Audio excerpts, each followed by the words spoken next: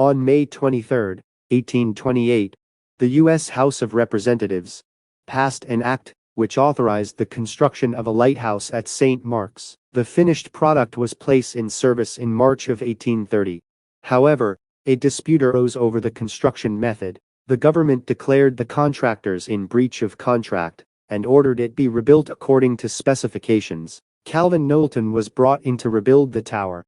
He oversaw its completion, and in 1831, and the Collector of Customs for St. Mark's, Mr. Jesse H. Williams, satisfied that the light was built according to the contract, accepted the work.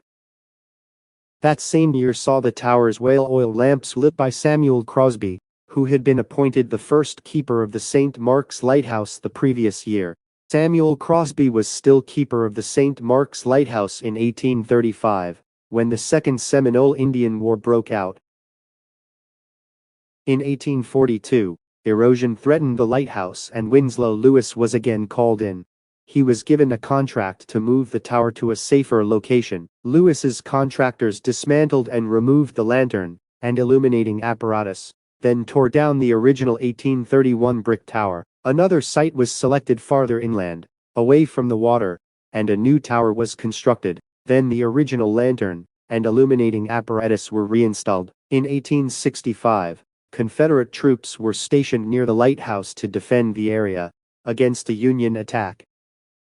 In March of that year, a Federal fleet of 16 ships appeared off the coast and began to shell the vicinity of the lighthouse in preparation for landing a force. After the end of the conflict, the tower was repaired between September and December of 1866. The lighthouse received a new fourth-order Fresnel lens, which was first lit by Keeper David Kennedy on January 8, 1867. In 1883, the tower was extended an additional 10 feet, raising its focal plane.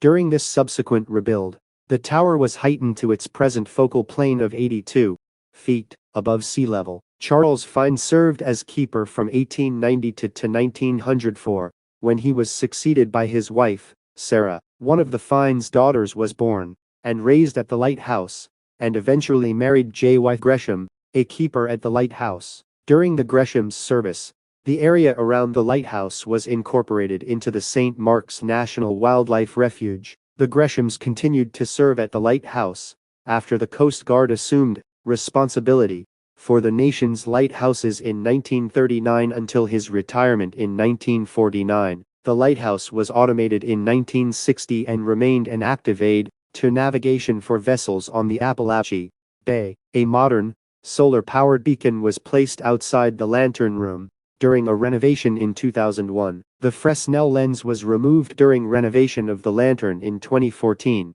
and is now on display in the Refuge Visitor Center. During this renovation, the Coast Guard removed their beacon, and the St. Mark's Lighthouse went dark for the first time since the Civil War.